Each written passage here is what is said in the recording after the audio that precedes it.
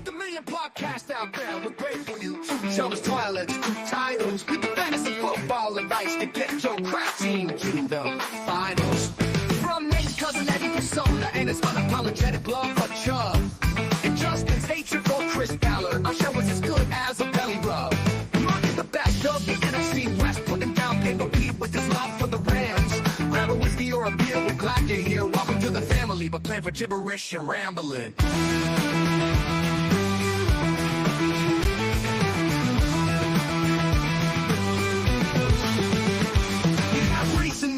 Games of the week, we talk PPR and weekly streams. Start them and sit them, keep them or quit them. Hit the like and sub buttons for the fellas. Got any suggestions? Just tell us.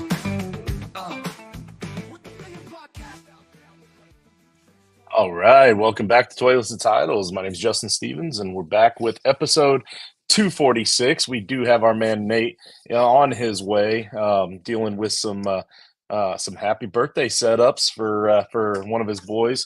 So look forward to seeing the after pictures of that one, Nate. We know you're super pumped about the kids' party. But Mark, speaking of excited, dude, your Braves playoff baseball. Yeah, not so excited right now. We're down 3-0 in the fourth inning. So if you hear me throw out a couple cuss words, or you'll know why. I already put in the Discord chat so that everybody was ready for it when they see it coming, because you already didn't sound too pleased before we went live. So so we did throw that out. But thanks to the Title Tribe for tuning in. We already have several viewers here. We're going to be going over our Week 5 preview, a little bit of breakdown about what happened in Week 4 as well, but mostly predictions on what we think Week 5 is going to look like.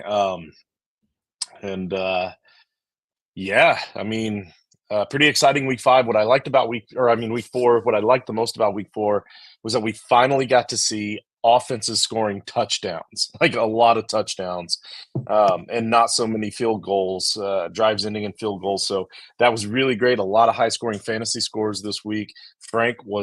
The Frank Instinct League was absolutely lit up across the board. Constant updates. So loved seeing all that. But was there anything particular about Week 4 that really stood out to you, Mark? That the Rams didn't fall in that category. They couldn't score touchdowns. Our red zone woes continued drastically. Yeah, I mean, that'll happen when your team is all watching the game from the hospital beds. Very true. Very true. Toiletsandtitles.com, guys. We appreciate you coming on to the website on a regular basis and checking for our articles and our episodes and all that good stuff. But again, I did mention the Discord at the top of the show, but the Discord chat has people coming in and out of it all day long, every day, talking football. So make sure you're getting tuned in on that. You can get tuned in on that by sending me a DM. That's at Toilets to Titles, or you can DM me at JustinFF_, and I'll get you set up with that Discord channel. You can also DM Nate at Nate_Dirt19 and my man Mark here at MT Simon. And they can always send over the request for me to get you signed in there. But either way, we can get you into the Discord. Yeah. Hit that like and subscribe button, guys. We see the comments already over here. We've got Jerry Bagshaw's in the house, man. We appreciate you. Thanks for tuning in, my man. Xavier is a 31 with Rice out. Or Xavier is at 31 with Rice out. He will start make that push again to get back up to the top. Oh, I see. Yeah. So that's from Jerry, constantly chiming in to remind us that he said that Xavier was going to be a top 15 wide receiver this year. We had a little bit of a conversation. Was that you and me on the on Title Time, or was that no? That was Genesis. That was David and myself. We had a little bit of a bathroom board bet where I had told him that Xavier wasn't going to really do anything at all this past week. But then I did say, now if Rice is ever out, then Xavier will become something. Like he's going to be viable. Well, of course, Rice goes out, and then Xavier gets that big touchdown. So, Jerry, it may have taken an injury to make it happen, but it is very possible with Rice going down, that Xavier could get a couple more of those big pop-off plays here and there and keep him hovering around that 15 spot. I don't know. There's a couple disgruntled wide receivers out there that could be looking for a new home, and the Chiefs Oh, could that's be true. looking.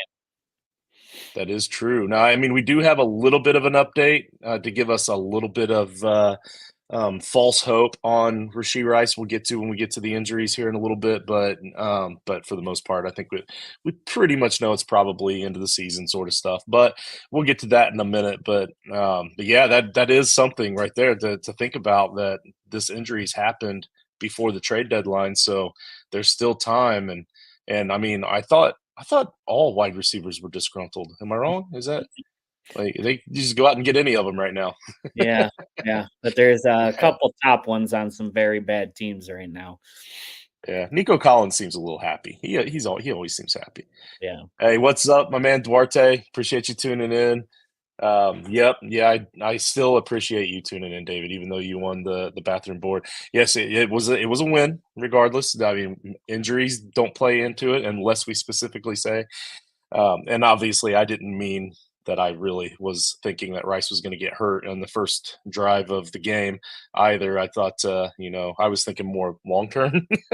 But yeah, that was rough. I almost feel like I called that one, and I have him in almost every one of my leagues because I was on him so high all off season. I got him in the 4th, 5th round, nearly every. Actually, early on in the summer, I was getting him in the 6th or 7th round, and then as we got closer and his ADP kept rising, I had to go reach for him in the 3rd in some leagues, but got him everywhere. Was looking really smart until I wasn't. So it is what it is, I guess. But speaking of which, injury updates. I was able to narrow this down. We have what I did was I only really put the most recent ones that are fantasy relevant, and then at the end I sprinkled in a few things that you need to know. So Will Levis likely has an AC sprain, grade 1, in his throwing shoulder. Mason Rudolph actually led the Titans to the win. He only had like 86 passing yards or something like that, and somehow still looked a lot better than Will Levis. So it took Mason Rudolph to make me realize just how wrong I've been about Will Levis. How sad is that? Let's see. And then it says the Dolphins and the Titans. Okay, Mason Rudolph, the Titans over the win. Okay, yeah. So with the Titans on bye in week 5, there is a chance that Will Levis may be ready to go come week 6, since it is likely just a grade 1, and it didn't look like it was all that serious. He was warming up and throwing pretty good on the sidelines, and pretty hard on the sidelines. So my guess he'll be ready. Who they start, I don't think it matters. AR had a hip, oblique, and abdominal strains. So like all of that from that one hip, oblique, and abdominal. He may miss sometime, but most likely probably not. But if he does, it probably won't be more than a week. But we finally got a Joe Flacco-led offense that looked functional and got us the win. The wide receivers were pretty happy. Will admit that AR did actually finally look good in that first quarter before he got hurt. But what do you think? Do you think Mark? Do you think AR still gets to keep that spot when he comes back, or do you think Flacco did enough to show that he's way more efficient and way better at playing quarterback in this league? Maybe we move AR out to like a slot receiver or something. No, I think AR is safe to get his job back. But Pittman did become relevant again when Flacco Yeah. came in. Yeah, and honestly, Pittman did really well even with AR. That's what I mean. Like AR looked like a different quarterback. He actually looked like he was going to have a really good game for that first drive and a half. He hit Pittman on a couple of deep passes, and so I was actually kind of excited. I was thinking, you know what, maybe he's turning the table, but then lo and behold, boom, he got hurt, and that's kind of what we expect. Luckily, this time it's not major. I guess that injury is going to wait another week or two, but for now, it's not super serious, and he should be back soon. Justin Herbert gets a bye this week to finally give that sprained ankle, just a little bit of needed rest. Russell Wilson is starting to ramp up his activity in practice, and I feel like I've heard that being reported 17 times in the last 17 weeks. But he is ramping up his activity, but they are still preparing for Justin Fields to be the starter for the Steelers this week in week 5. And then Bijan Robinson, this one's interesting to me. Bijan Robinson, hamstring injury and a mild shoulder injury in week 4. And this is with a short turnaround for week 5 for Thursday night football against the Bucs. This Bucs defense is really pretty bad. So, I mean, their defensive line anyway, against the run, they're pretty rough. So for me, I think Tyler Algier might be a guy worth looking into a little bit just for this week. If you're really hurting at running back, you might be able to make a trade for him. A lot of people don't think the Bijan injuries are very serious, and I don't either. I kind of think Bijan plays, but with this week of a run defense, and they're going to want to run because their pass game isn't very efficient, I kind of feel like you could see more of a two-headed monster. You might be able to get Algier for cheap, and he's even available in a lot of leagues for the redraft leagues for your more novice leagues. So might be somebody worth going out to pick up there. So JT, Jonathan Taylor, right mild high ankle sprain. He's out for week 5 definitely, and it's probably at least 1 to 3 weeks. Guys, since his last big contract, Jonathan Taylor has a history of every little injury becomes a larger injury. And I don't blame him. He's trying to protect his body. He's trying to protect his millions, and he has millions of reasons not to push it anymore. So I feel strongly that this is going to be towards the higher end of that 3 weeks. We might even see it spill into 4 or 5 weeks with Jonathan Taylor. And that's without me even knowing how serious the sprain really is. It's at least serious enough that they automatically marked him as out for week 5. Jonathan Taylor has this history now.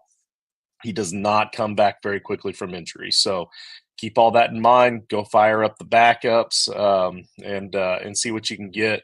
But I'm actually, if you would, Mark, I'm going to let you read from there because I'm going to look into the backups a little bit for the Colts for the people because I don't feel like it's going to be a true. Well, that's what I was going to say. I don't think it's going to. Right. Okay. Yeah. Well, okay. Well, that's what I was going to say. I don't think it's going to be like a true backup situation. I don't think Trey Sermon comes in and gets a Jonathan Taylor workload. Goodson is viable. They will have to go pick up somebody. Obviously for camp purposes, not camp purposes, for the taxi squad purposes, practice squad purposes. What about Leonard Fournette? How cool would that be? See old Lenny come out.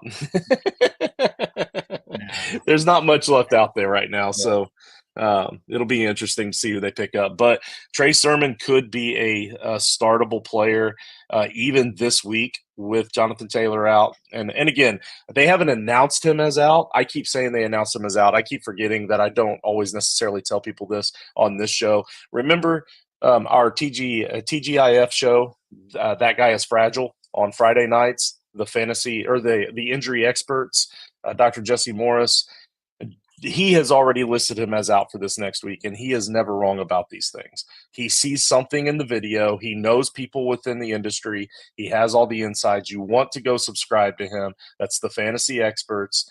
There are the injury experts, sorry, with a Z at the end. I keep getting it wrong.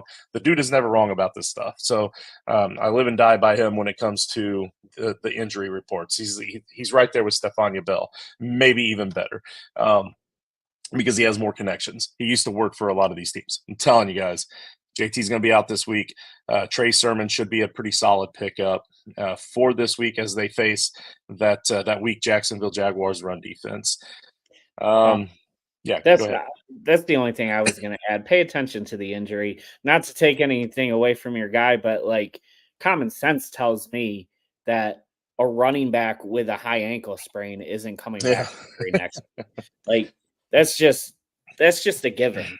So don't read your player notes again. Pay attention to the actual injury, because like you read through Sleeper's player notes and they're still saying, "Oh, let's see how he looks in practice, and we'll know if he's going to go this week." It's like he's not playing this. Well, that's because Sleeper just copy and paste from all their old posts from other players all the time. Yeah. They don't really. Yeah. Anyway, I'm not a fan of Sleeper. Travis Etienne, mild AC sprain, a shoulder sprain. Monitor it this week, but with it being mild, didn't look like it was very serious during game action. Tank Bigsby could potentially get the decent amount of run against the Colts. So now my question is for you, Mark, with Tank Bigsby. From what we've seen so far this year, he's had ups and downs as far as usage goes. Do you think we might get enough viable usage from him to make him a flexible guy? Yeah, I mean, I guess it comes down to how serious that injury is for ETN. Like, Okay, I guess I meant like if ETN is limited. if ETN is limited, yes, I'm fully comfortable throwing Tank in after what I saw last week. And we can agree that part of that is because the Colts suck. I agree. All right, so Rashee Rice, this is the big one, man. This one burns me up. I'm so upset about this. But right knee sprain, possible ACL and or a bad PCL. But the most recent reports on Twitter that I was able to find, there's several reports out there that are saying that the first test were not conclusive enough for them to be able to determine this the extent and the severity of the injury, and that further tests are required. Now that could be a good thing because initially with the first test, if it's like a fully torn ACL, then we know that like they'll be able to tell from the test results, but uh, but also it could still be a fully torn ACL, but then they also couldn't quite see what else the damage is, and that's why they're saying they don't know the total extent, and they just don't want to say all the bad stuff yet until they have all of the bad stuff, so they don't have to keep reporting bad stuff. So some people are saying that this is giving them like very high level hope that it might just be an extremely bad hyperextension. And if it is an extremely bad hyperextension, he's only going to be out for about a month. So 4, maybe 6 weeks, maybe. But I mean, please don't get your hopes up too high. Don't drop him yet until anything is official, though, just in case. But it doesn't look good. In my mind, I still feel like something is at least partially torn. He's going to be out for several weeks, a really long time, and probably even the season. These other reports are Twitter reports for what it's worth, and nothing super substantial, and it's all coming from insiders within the organization or whatever. We know how those kind of reports go, but how the Braves doing now? Still the same. What I was going to say is if you have anybody in your league that believes that there's a slim chance of hope, trade him. Get rid of him now. Yeah. He's done. Yeah. And the worst part about that injury was that Mahomes was the one who did it. Yeah. That was rough to see. Yeah. Yeah. I think I'm only upset about it because I have so many shares of Rice, though, because honestly, the Chiefs kind of annoy me anymore. They kind of seem like they're, kind of entitled, arrogant, pompous asses. But Chris Olave, you win that much. Yeah, I guess. Then that's why they get the calls too. Yeah. Chris Olave re-injured his hamstring, but it doesn't look super serious at this point. Khalil Shakir, right moderate lateral ankle. When it's lateral, it's not severe, usually anyway. So he should be fine. Christian Watson, he has a left high ankle sprain. He'll probably miss some time. Trey Palmer, concussion.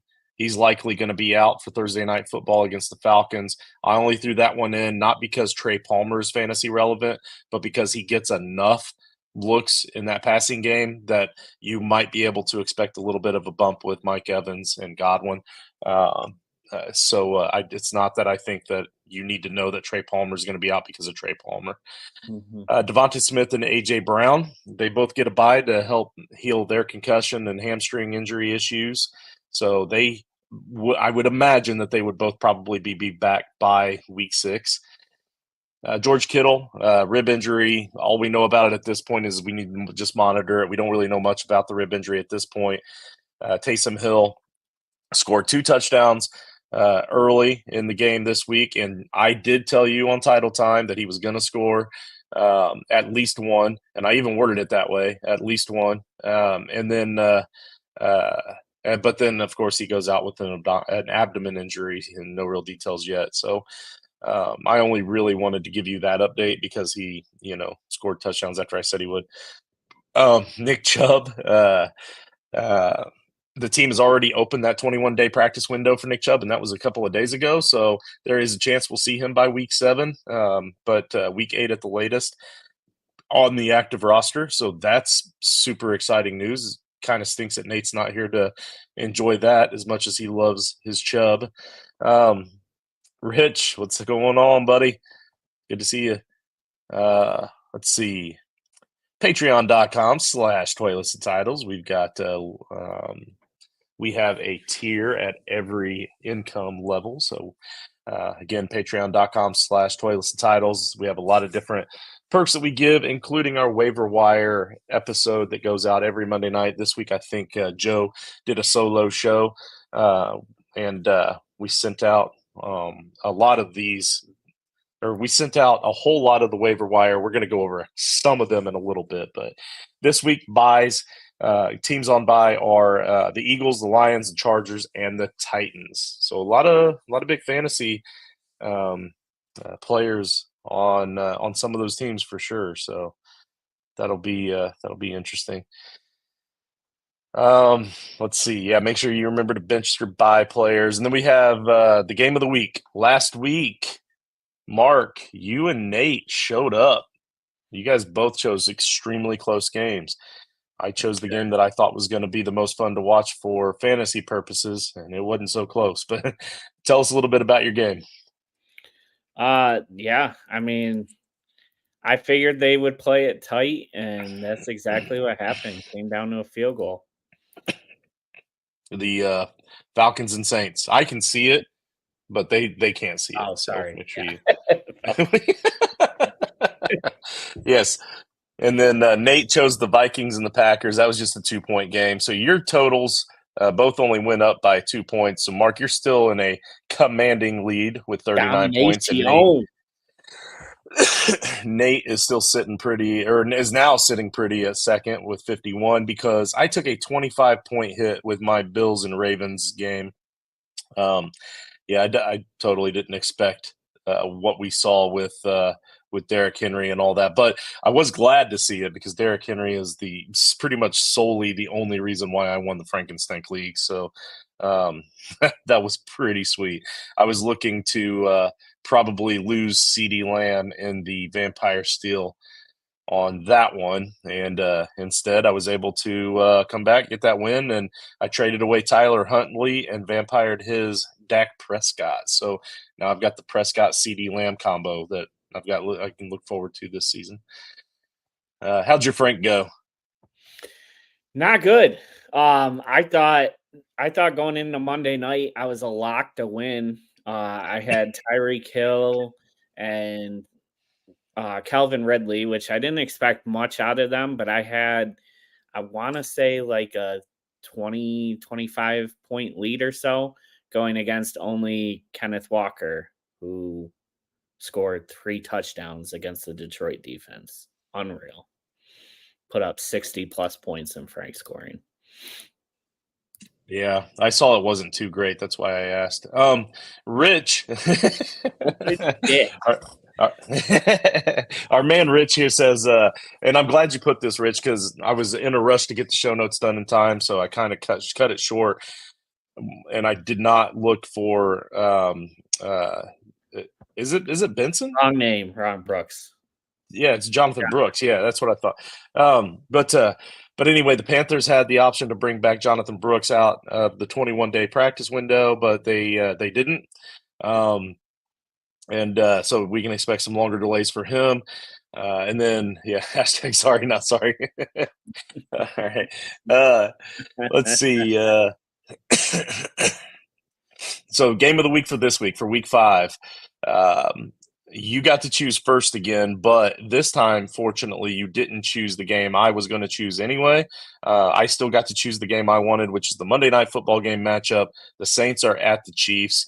I finally feel a good Kelsey game coming on. Kelsey kind of got it going strong a little bit this past week once Rice went down. That middle of the field is where Rice did all his damage. Like those quick slants, he was just a monster with them.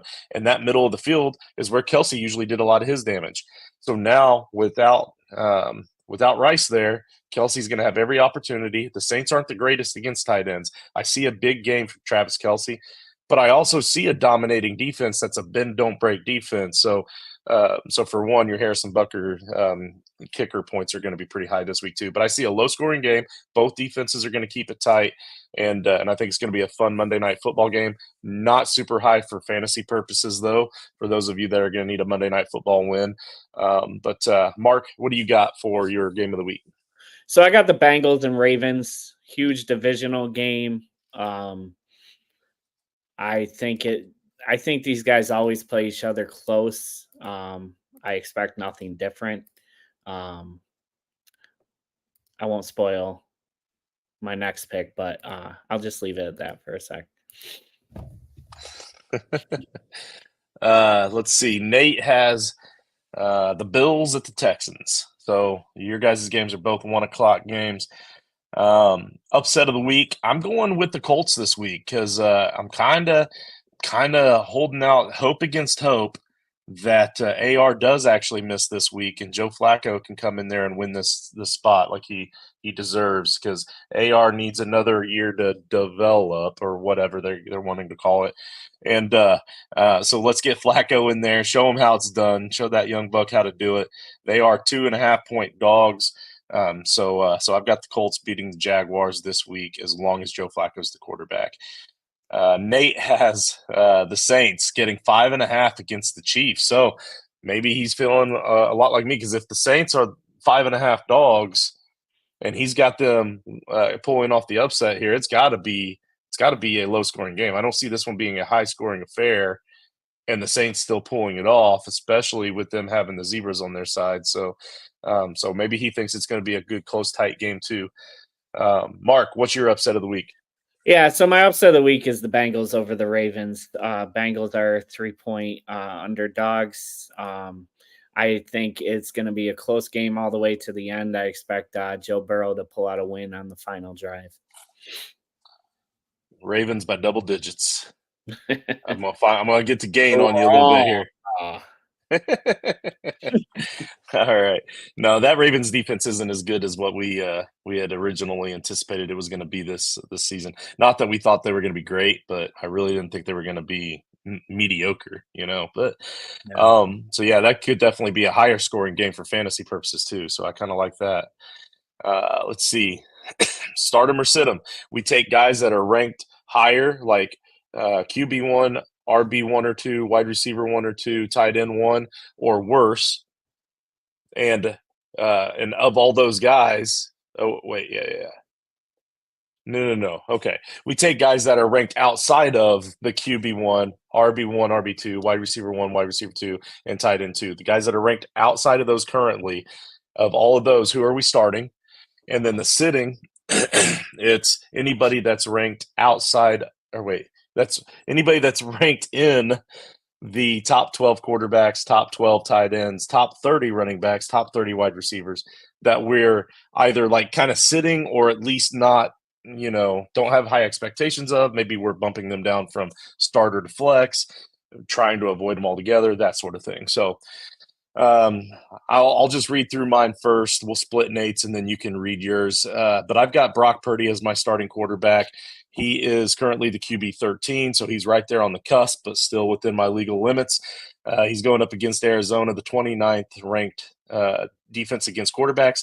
Aside from his toughest game against the Jets in week 1, he's averaged about 18.12 points per game, which would put him right around the QB 8 range. But I think that Arizona's secondary is just bad enough to help bump him into a top 5. I think that Purdy has a top 5 quarterback play this week against the Cardinals. The guy that I'm sitting, and again, this means tempering expectations, but honestly, and then some situations, depending on my quarterbacks, I may flat out sit this guy, and that's the guy I just stolen Frank. As high as I am on him, I'm going to potentially be sitting Dak Prescott in some areas. He's currently the QB 7, and he's going against Pittsburgh, who's the 6th best defense against quarterbacks. Dak has had a decent season so far.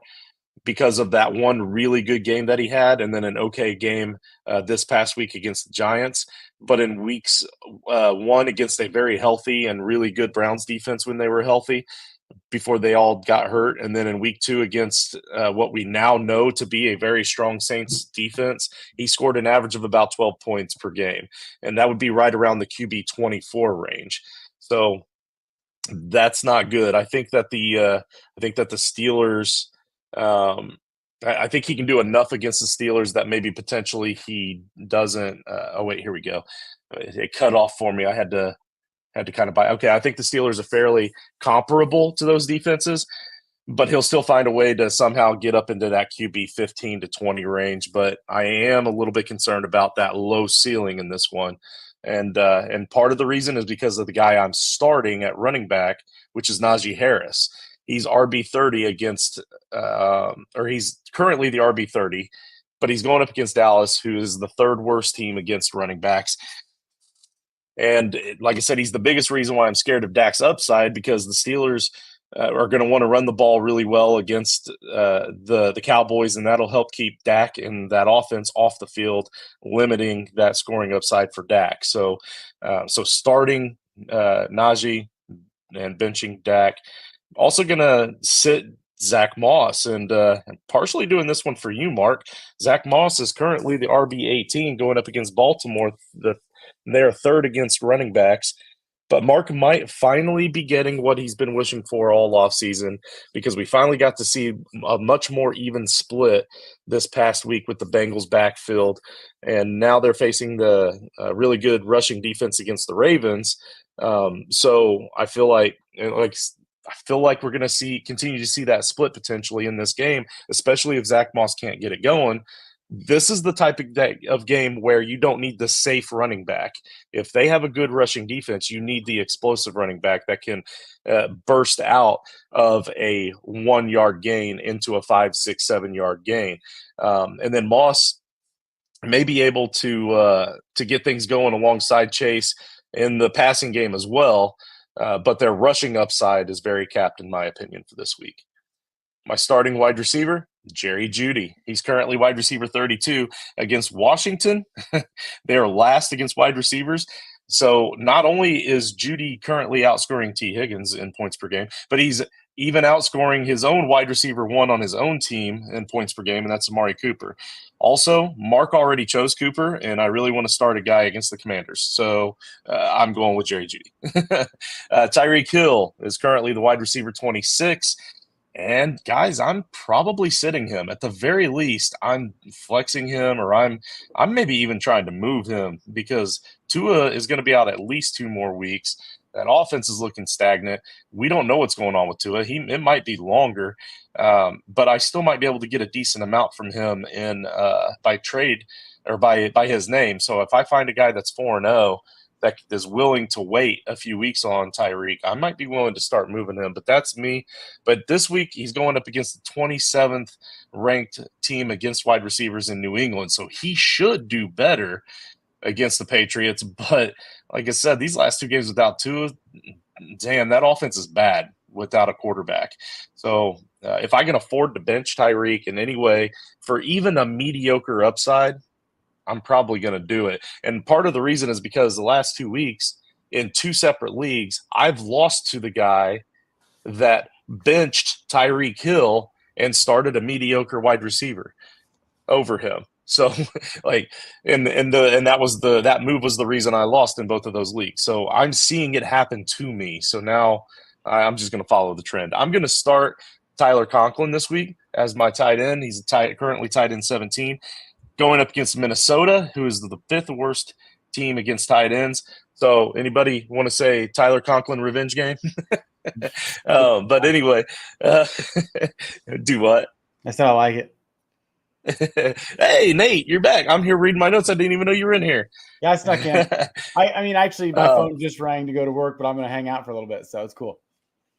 Hey, all right. Well, against a bad tight end defense, stream this tight end. Isaiah Likely is my sitting tight end, and I don't even care that Mark had already chose him. I'm also picking him because I'm tired of picking at this scab, so he's burnt me way too many times. He had this amazing week 1 performance followed by these absolutely crazy matchups where he should have been excelling and doing really well, and he's not. So I'm finally over this dude. I'm just going to suck it up and admit that I've lost like 60% of my fab bucks in most of my leagues on a guy that I believed in before the season even started. That gave me that false hope that I was right after week 1. So I'm done with him. But Nate, my man, how's it going, buddy? You get some decorating done today? Some cleaning. I like I said, we got a birthday party in like 3 days, and so this is like hell week, basically trying to get everything cleaned up. And got a haircut today. Finley and I both got a haircut today, so I got my nasty beard shaved off and look a little nicer now. So yeah, the high vis is really slim with these lights here. I think I'm about to turn this thing off. So yeah, you got a glow about you today. It looks like are you pregnant? You expecting? No. All right, Nate, go ahead and give us your start and sit guys for this week. Yeah, so start was it was a little tough. I'm going Bo Nix. He says the QB 22 is kind of where I found him. Damn, it was tough. Yeah, exactly. I'm kind of just some long shots for anything, but I never know what Raiders defense we're going to get. They've been, up and down. It seems like things are, sorry, Rich, kind of spiraling out of control right now. With Devontae wanting out, and I know that has nothing to do with the defense, but things just seem to kind of be going off the rails there a little bit. And, I trust Sean Payton more than I trust, I just forgot the Raiders head coach's name, Antonio Pierce. And, I think the Raiders. Nix has looked decent. Obviously last week, nobody looked good in that game, but he's shown flashes, and I think he's going to be, I think they'll be okay this weekend. So as much as it's hard to trust. So Wyatt loves music on here. He lives in Colorado, and he's been at least somewhat impressed with what he's seen with Bo Nixon at times. So he's happy. He's excited for a new quarterback. He's looked decent, and I attribute a lot of that to Sean Payton. You know what I mean? I mean, a good coach is very helpful. So I can't believe I'm sitting Joe Burrow. He's the QB 10, but if I got a better option, which most places I probably don't, so I may have to start him anyways. But if it was single quarterback, maybe, and somehow you got somebody else, even if it's Sam Darnold, who's out on the waiver wire right now, who's like thrown 11 touchdowns already. Like if he's out there, I'm starting Sam Darnold. I know the Jets defense is supposed to be really good. It hasn't been. The Ravens defense just made Josh Allen look ridiculous. They are running hot right now, and I don't know. Who knows what Bengals team actually shows up? So if you can get a guy like Darnold, there's a couple guys we saw on the waiver show last night, and I just forgot the other one. Buffalo's good for one of those kind of games every year, though. They are. But I mean, I think the Ravens defense is good, and I think they're going to continue. I think it took a little bit to get going. With their new defensive coordinator, I think was kind of, just not sure as to how things are going at first. It seems like they've kind of found their identity and are kind of maybe back to normal. So we'll see if that continues. Were you wondering about the other running backs on the waiver wire episode? No, it was other quarterback. I thought we said another quarterback because I know we said Stafford. Drake May, and Sam Darnold and Stafford. I thought Joe and I said somebody else. Joe Flacco. I mean, I would pick up Joe Flacco and probably start him over. Come on, over Joe Burrow. He's going to throw touchdowns. Board bet. Me and Nate. Joe Burrow versus Flacco. Just this weekend. I don't even know who the Colts play this weekend. I'll take that bet too, with the caveat that Joe Flacco actually plays, because there is a chance that AR plays. So so Flacco over Burrow. Who's the Colts play this weekend, Justin? I don't even remember. Jaguars. The Jaguars. That's easy. That's easy money. Yeah. Shit. Yeah. Hell, Sam Ellinger is your third string quarterback. He could probably do better. The Joe Burrow right. Joe Burrow hate on this podcast. First of all, unreal. I do not hate Joe Burrow. The beginning of the season, I said the Bengals were going to win the damn Super Bowl. I love Joe Burrow. I'm just saying that's how tough the Ravens are, in my opinion. So, and I love Joe Flacco. I always have. Running backs, since Mark took Josh Jacobs, I got Emmanuel Wilson. He's running back 44 currently. He's been splitting touches straight up with Josh Jacobs the last 2 weeks. I don't know why, He looked really good 2 weeks ago. Last week, nobody looked good till the end of the game, whatever. But I mean, the Rams defense is not good. Sorry, Mark. I think especially the run. Their run defense is very porous, and I think that both Jacobs and Wilson will have solid weeks. So, sitting James Conner, he has looked really good, and I think the Cardinals have looked. They're kind of up and down. They usually score pretty well, but they're kind of different. But I think the Niners are going to be back on track. Division game, I think that they're going to kind of lock them up, especially on both sides, or running and passing, but especially around the ball. So, because I think that Hufanga, is he back too? He might have played last week. He didn't play. I think he did play last week. Yeah. Did he? Hufanga? Yeah. I'm pretty sure I saw him on the sideline. So and I mean, like I said, that's just another guy to help the defense out. So I know Greenlaw's not back, and who knows if he'll be back. But so anyways, wide receivers, Deebo Samuel, he's like the wide receiver 32 right now. I know he had a week off, and it seems like they're just kind of not doing well. But I think, like I just said, I think the Niners are going to get things going on both sides of the ball, and I think Deebo will be back to normal Deebo stuff. So. My other receiver I'm sitting, Drake London. London and Cousins have actually had 3 really good games. Not sure, I mean, Drake London, I've said it, he's like one of the slowest receivers ever. I mean, that team in general is very slow. But I think that Tampa, I think they'll kind of put the clamps on him. They don't really have any other, I mean, Mooney, you got to watch going over the top, but Kyle Pitts stinks. I don't even know if he plays anymore. The only guy they got to guard on the outside is Drake London. So I think that they will shut him down, I hope. And tight ends, my guy Tucker Kraft Mac and Cheese. I don't know why he doesn't have a sponsorship yet. Like, Kraft Mac and Cheese is dropping the ball on this. Like, come on. Because Kraft wants players that are on the field. He is. He's got more. He's got a higher snap percentage than Musgrave. I meant like visibly on the field, doing something. He had a good week last week. Good week last week. I know they don't want guys to just walk and have fun. Yeah. He was actually, it was tight end 1 last week. I had tight end 1 numbers, I guess I should say.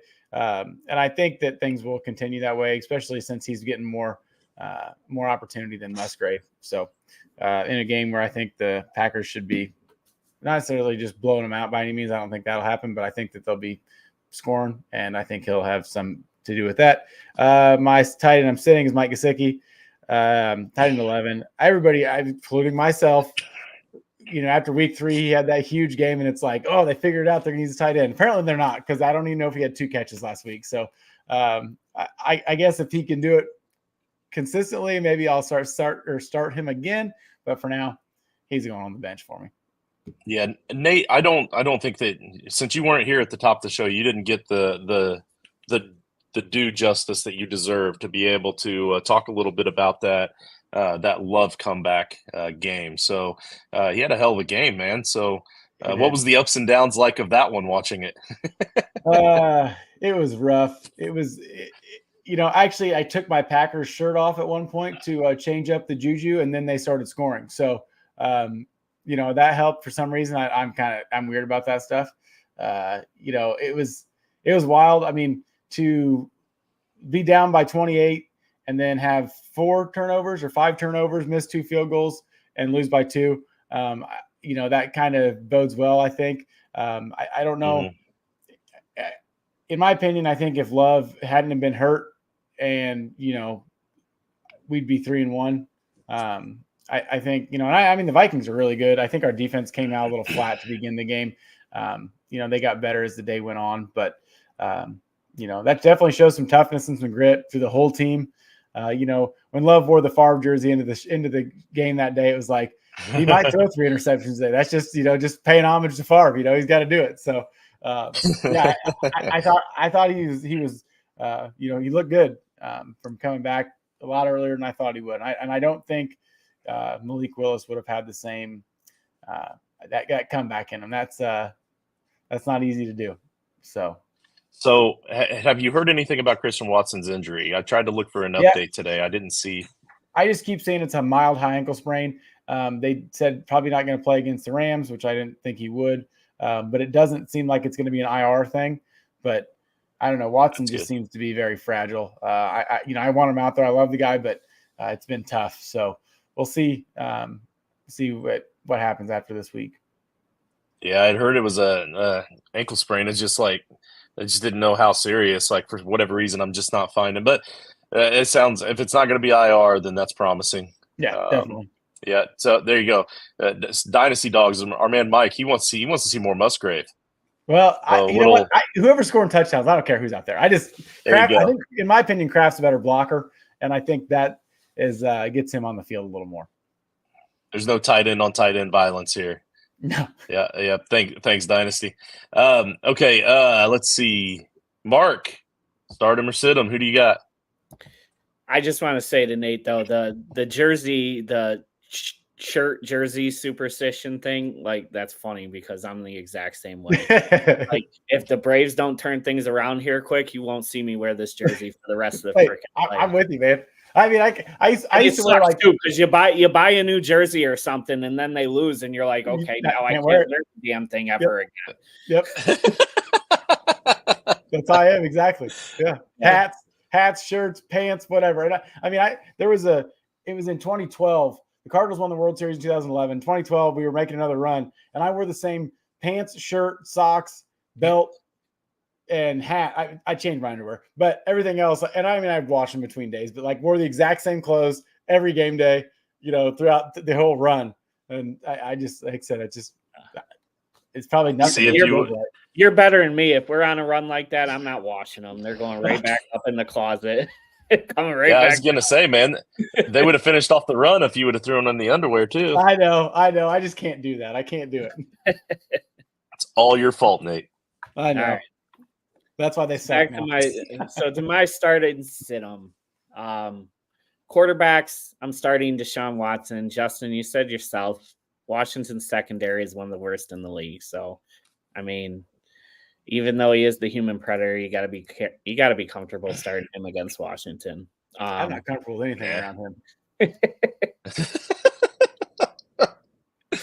The quarterback I'm benching is Kyler versus the 49ers. I just think he's lost the last couple weeks. Outside of going against us, he hasn't put up a game over 20 points in fantasy. I don't know what's going on. Maybe it's because Call of Duty's creeping around the corner and he's getting ready for that. So I don't think that people have realized when you let him run around like the mayor of Munchkinland, he will destroy you. If you keep him in the pocket. Yeah. That's fair. That wasn't nice, but that was very funny. Well, I'm saying he's a little guy. So the running back I'm starting is Josh Jacobs. Like we talked about, our rushing defense is just not that good, especially when it comes later in the game. We put up a fight on the first couple drives, maybe shut the running back down a little bit, but then come second half, we're giving up chunk runs left and right. We can't stop it. So I think Josh Jacobs is an easy start this week. And on the same tune, I'm benching DeAndre Swift. The only reason he's a top 24 running back right now is because he played us last week and had about 40 points. No chance the Bears stick to the run because that worked. There's no chance they do that. There's no chance they run up that much coming back off the bye. No chance. So, yeah, I think he's an easy sit. Wide receiver, I'm starting Amari Cooper. Same thing. Washington's secondary is the reason. If Watson's a startable quarterback, Cooper's got to be a startable as well. So I'm benching Alan Lazard.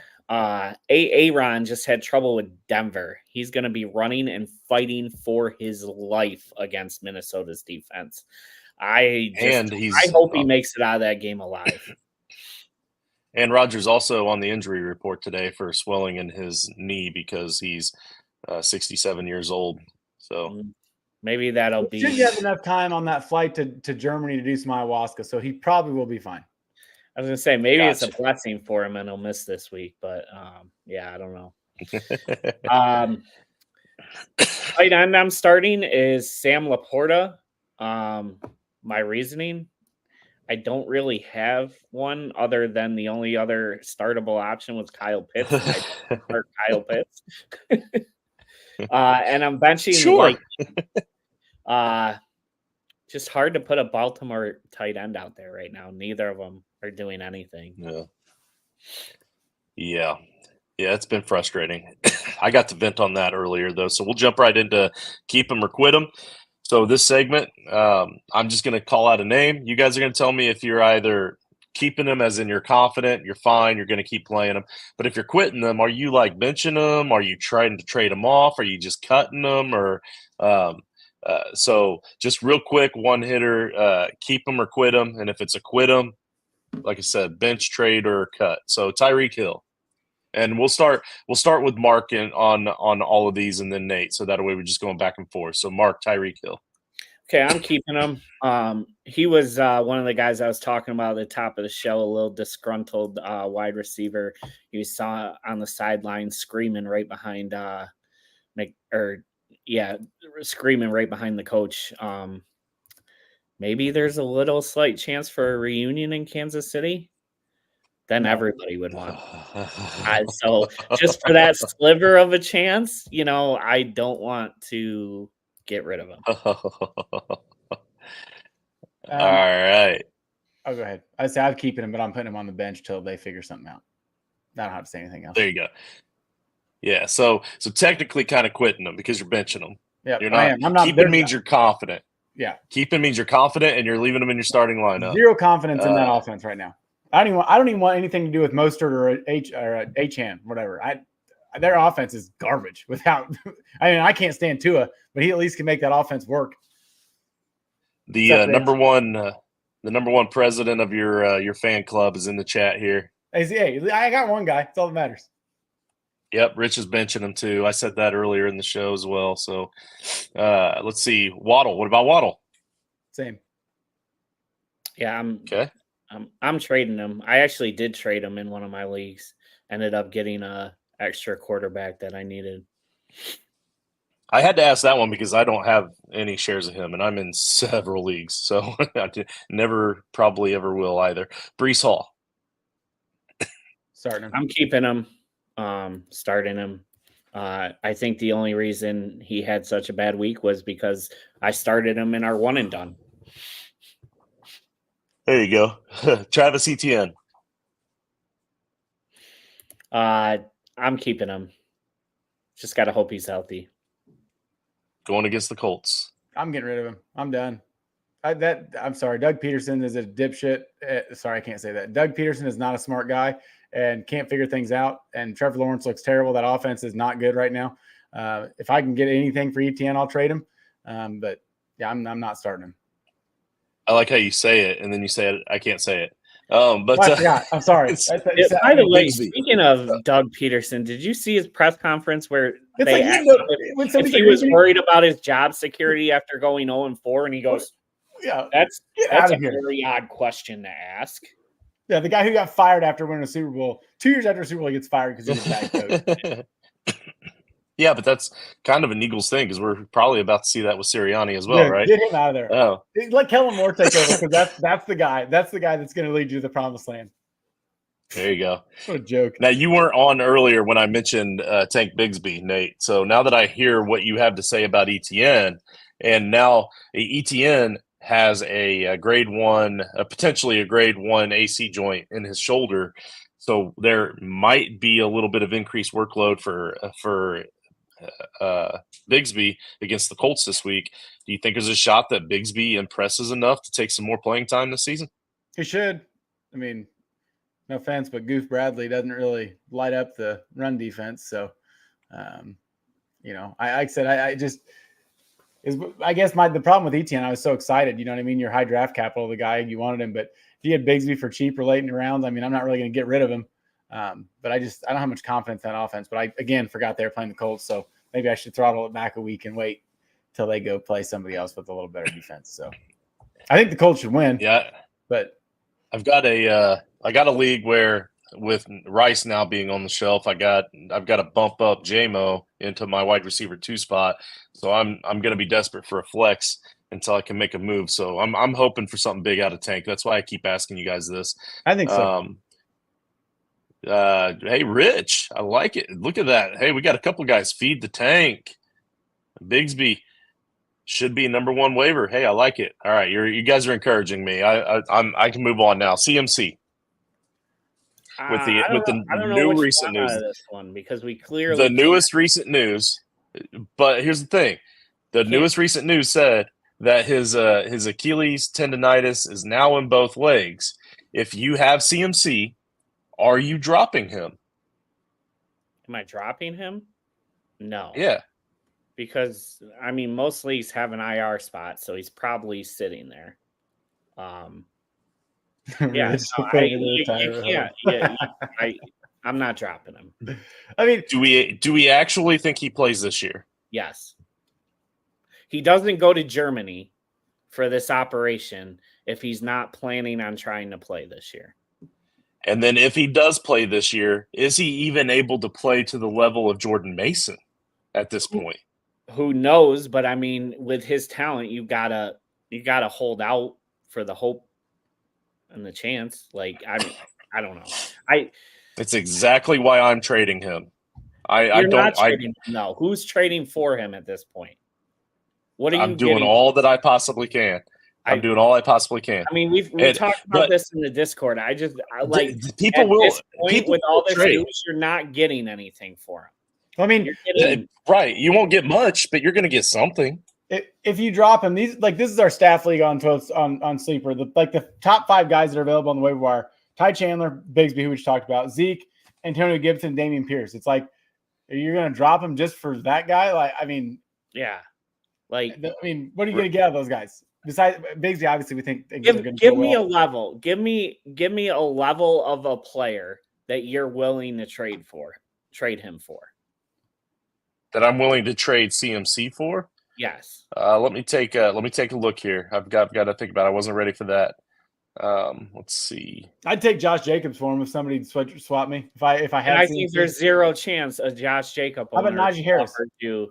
Najee. I still don't think a Najee owner does it at this point. Pickens? I can't see Pickens owner offering you Pickens for CMC at this point. I mean, I take Zach Moss. Okay, that's. Hey, Chase Brown. I would take Rashad White. I'd take Xavier Worthy at this point. That's what I'm saying. It's something better than all these players you're naming. 90% of them, the owner's not going to offer them to you. Well, then let me keep going down. What about Evan Ingram? Do you think the Evan Ingram owner would give him up for CMC that's an Keenan Allen for injury? Keenan Allen. Maybe. Let's see. Yeah, I would even take Michael Wilson for him at this point. I just dropped Michael Wilson to pick up 10. Do you see what I'm saying? If you drop CMC, you're not getting anything for him. But I would take a Michael Wilson even, because at least I'm getting something. Because I agree with this board bet that Rich is trying to put out there that CMC doesn't play this year. But even if he does, there's a chance that he does, right? Sure, I can see a world where he does. I just don't see him being able to take all that time off and even being as effective as Jordan Mason is being right now. And that's fair that he possibly and probably doesn't. But my point is, you're trading him for Michael Wilson, who probably won't touch your lineup more than maybe a week this season. And you're going to throw away the potential just of if he does come back. You're trading him for a guy you're not using, is my point. If you spent your first overall pick on CMC, there's a chance that since he's been on your bench all this time, that Michael Wilson is seeing your starting lineup. Yeah, that's also very true.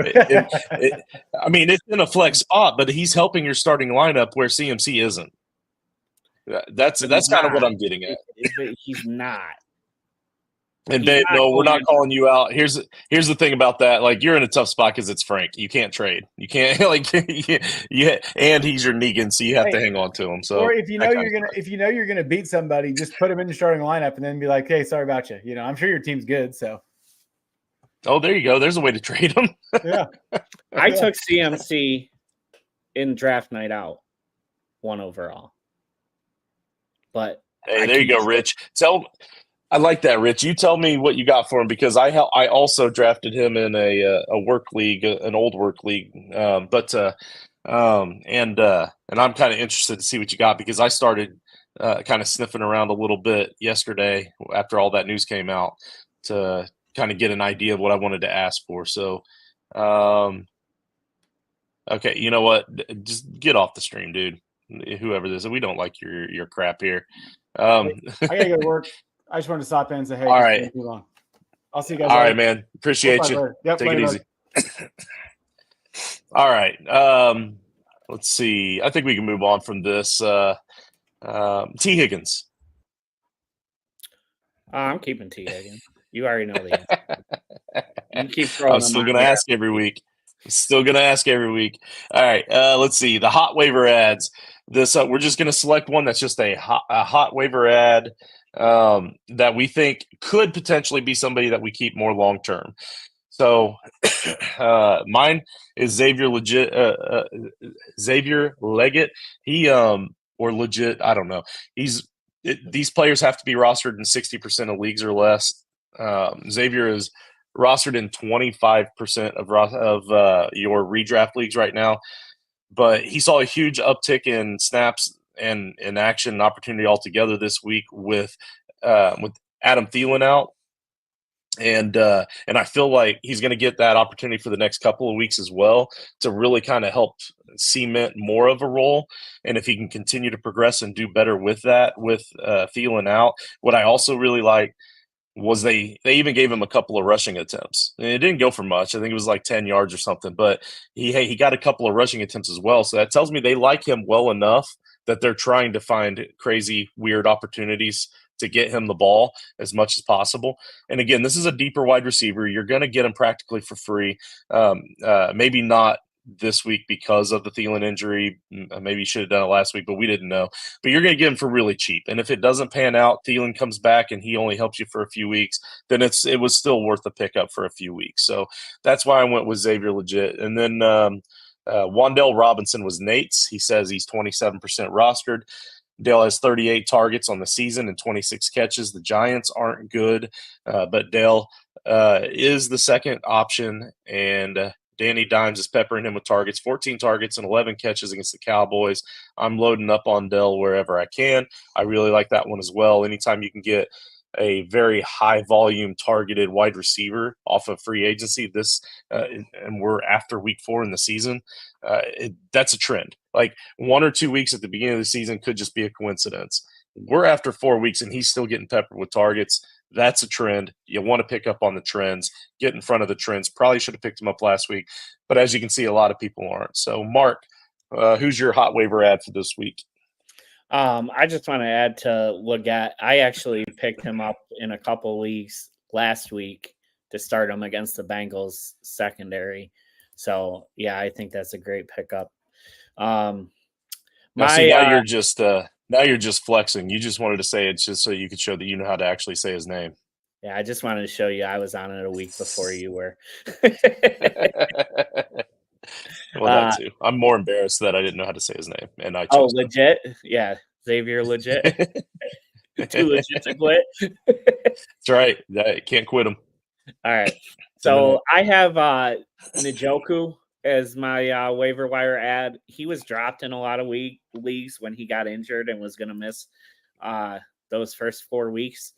He's ramping up his practice now, so he should be back maybe this week, if not next week. And tight end is just a shit show. So if you can get a tight end like him, I would add him.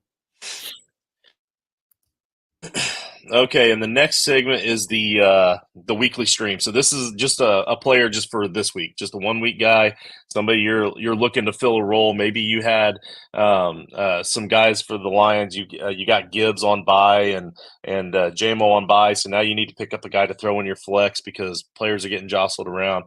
Maybe you had Rice go down, whatever. My guy for this week is Tyler Algier. We talked about him at the start of the show. A little bit earlier, but 41.6% rostered. And then with Bijan banged up right now and the quick turnaround on Thursday night, the Falcons will likely try to run the ball heavily against the Bucs since the run defense is something that they simply just are not good at. So Algier has an opportunity to potentially get close to an even split, maybe even a little better if Bijan is more banged up than we think. Real opportunity there for him to get into the end zone for you in that desperate flex spot. Nate went with Justin Watson, 0.3% rostered. He says here that he's not sure who will be the guy for KC going forward. I said earlier that I think Kelsey is the biggest increase here, but he says that he'd like to give Watson a shot for the week. He had the second most snaps behind Worthy last week, so that's definitely something to be said. And I do think that Worthy becomes very, very relevant as well. But Watson is a guy that Mahomes tried to make a guy. He tried to make him a thing the last couple seasons since they've lost Tyreek. He's been trying to find that deep downfield guy. I think he's got that in Worthy now. So it'll be interesting to see if Justin Watson can try to settle into more of that mid-range, short-range wide receiver that they need now. And I'm just not sure that he's built for that kind of an offense. But again, 0.3% rostered, you're going to get him for dirt cheap. If it doesn't work out, it was worth the risk. So who do you got, Mark? So I like the way the rules for this are worded. You don't necessarily think he will be a guy for the rest of the season because the guy I'm putting on here, I think he's pretty close.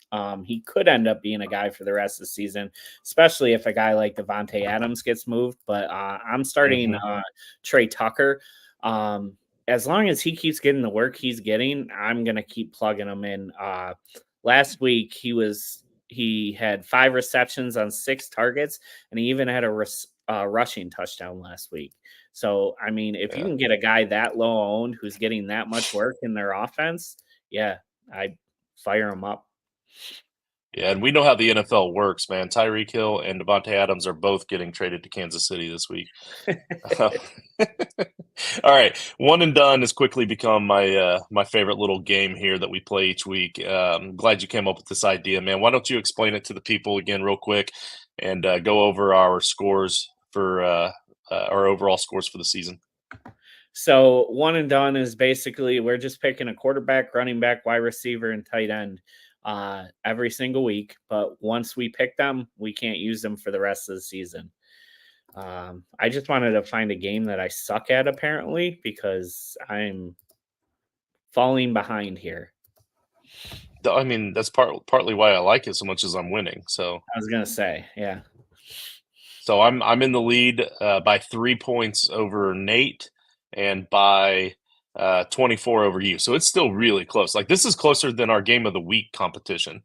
Yeah. I mean, it's definitely close. I just feel like every single week, no matter what I pick, I find a dud in my lineup every week. Yeah. Well, for this week, I went with Jordan Love. That comeback game that he had this past week to let me see that, you know, he got the cobwebs kind of shaken off after that first half. He came back out. This week he gets to face your Rams secondary. It's going to be an easy matchup for him. So I feel pretty strongly he's going to be able to rack up some fantasy points for us. So it was a kind of a no-brainer for me to use Love this week. DeAndre Swift is my running back, and I mean, I hate to use them, period, because just like Nate said, the run works, so they probably won't do it anymore because the Bears don't know how to win football games. But he is going up against Carolina, second worst team in the league against fantasy running backs in PPR formats. So I'm going with DeAndre Swift. I mean, I feel like because we have to use because we're not doing week 18. We're only going through week 17. So I have 17 running backs I have to use. He's still got to be somewhere around that top 17. So at some point I got to use him. So I may as well use him when he's going to have a really good matchup against Carolina and hope for the best. And then we got Michael Pittman. Again, I'm just holding out hope that Joe Flacco gets to start this week. And then Michael Pittman will have that nice matchup against the Jaguars with an actual quarterback for once. And maybe we get to see the big game from him before AR comes back and ruins him for the rest of the year. And I got to get good points out of Pittman, and you guys didn't. And then Tyler Conklin, the revenge game. He's a tight end, and they're bad at defending tight ends, and tight ends are a crapshoot anyway. Give me the revenge game that I'm already going to be rooting for Conklin. So, so that's my one and done. Nate is rolling with Jaden Daniels, James Cook, Stephon Diggs, and George Kittle this week. And I do like that Diggs pick because they've got Buffalo this week, I think. So that should be his revenge game for Diggs. So I almost went Diggs. I don't remember why I didn't, unless I had already. No, I haven't taken him. I think it was really just because I'm that interested and intrigued to see what Flacco can do with Pittman. But I like the Diggs pick there as well. But Mark, what do you got, my man? So I'm hoping this is the week. I'm going heavy at quarterback, Josh Allen. After last week's performance, and then this week going against Houston, I feel like it's going to be a high scoring game. And then I got Jordan Mason at running back going against Arizona. Arizona has given up a ton of yardage against the run. DK Metcalf going against the Giants. I think that should be an easy matchup, the way he's been eating up yardage this year. And then you mentioned it earlier. I'm going with Travis Kelce to finally have a big game on Monday night against the Saints. I mean, they need somebody to step up, right? So, and I think he does. And I really like your lineup this week too. I think there's a good chance you come out of this with the lead, or at least right back in this thing with this lineup. And I mean, obviously, ebb and flows, right? So like if that happened, I mean, you use some really good players that you're not going to be able to use again the rest of the year, but it's going to get you back into it. See, that's why I love the strategy of this little game. So your TD parlay, all three of us choose a guy that we just know beyond knowing that they're going to score a touchdown this week. And I offer up to you, sir, Jordan Mason, 49ers running back. I think it's a deadlock. He's going to score, and it was crazy to watch him score that touchdown this past week, and then it got called back because of a Kittle penalty, and then somebody else scored a touchdown on a reception, and it got called back from a Kittle penalty. And then the very next play, Kittle gets the touchdown. So it's a little selfish of Kittle to call back those two touchdowns on penalties just so that he could get it. But I think this week Jordan Mason gets in there for you. And Nate is giving you another one that should be a deadlock, Kenneth Walker. Have we actually won one of these for you yet? No, we haven't. But I'm going to be honest with you. I didn't play our parlay last week, and I made my own, and I hit last week. Nice. There you go. I told you I'm not good at the parlays and those prop bets and all that sort of stuff. But there you go. I had Mike Evans, Justin Jefferson, and Jordan Mason last week, and they all scored.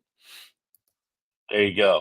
You're going to hit this one. You got to bet this one. I do like this one. I do like. Yeah. I have Mason in my one and done lineup, so I think he has a good shot at scoring.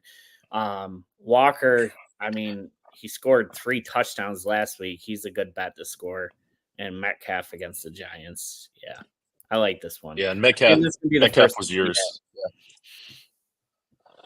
All right, again, patreon.com/toilets and titles. Hit us up with the subscriptions on Patreon. Shoot us some ideas for what you want us to offer in our Patreon for you to go along with all the other stuff that we offer for you.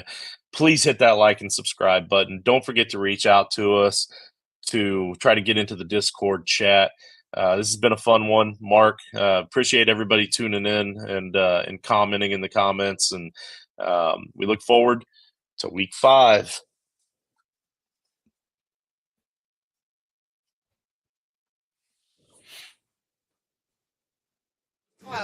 Titles with the fantasy football advice to get your craft team to the finals.